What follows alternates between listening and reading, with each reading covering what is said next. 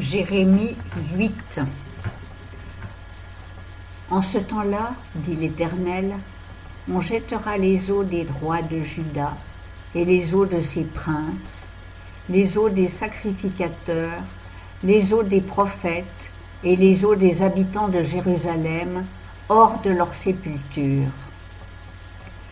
On les étendra devant le soleil et devant la lune, et devant toute l'armée des cieux qu'ils ont aimés, qu'ils ont servis, et après lesquels ils ont marché, qu'ils ont recherchés, et devant lesquels ils se sont prosternés.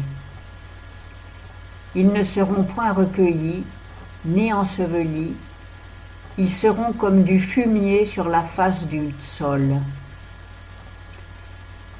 Et la mort sera plus désirable que la vie pour tous ceux qui seront restés de cette race mauvaise dans tous les lieux où j'en aurai chassé les restes, dit l'Éternel des armées. Tu leur diras donc, ainsi a dit l'Éternel, si l'on tombe, ne se relève-t-on pas? Et si l'on se détourne, ne revient-on pas? Pourquoi donc ce peuple de Jérusalem s'est-il égaré d'un égarement continuel?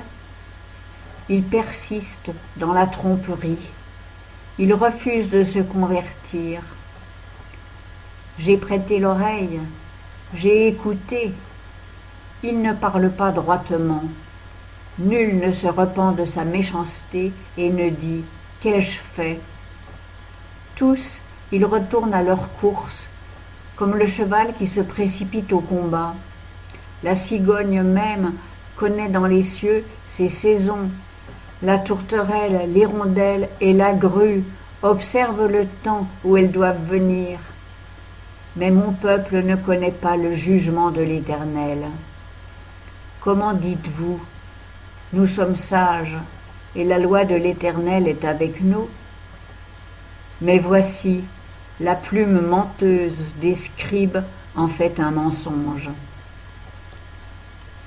Les sages seront confus, ils seront épouvantés et ils seront pris, car ils ont rejeté la parole de l'Éternel, et quelle sagesse aurait-il? C'est pourquoi je donnerai leurs femmes à d'autres, et leurs champs à de nouveaux possesseurs.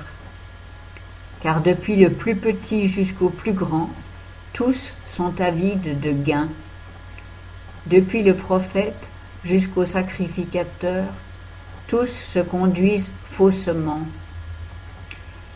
Ils pensent à la légère la plaie de la fille de mon peuple en disant « Paix, paix », et il n'y a point de paix. Ont-ils été confus de ce qu'ils ont commis, l'abomination? Ils n'en ont même eu aucune honte. Et ils ne savent ce que c'est de rougir. C'est pourquoi ils tomberont avec ceux qui tombent au temps de leur visitation. Ils seront renversés, dit l'Éternel. Je les enlèverai entièrement, dit l'Éternel. Il n'y a point de grappe à la vigne, il n'y a point de figue au figuier. La feuille est flétrie, ce que je leur ai donné sera enlevé. Pourquoi demeurons-nous assis? Assemblez-vous et entrons dans les villes fortes, et nous y périrons. Car l'Éternel notre Dieu a résolu notre perte. Il nous fait boire des eaux empoisonnées parce que nous avons péché contre l'Éternel.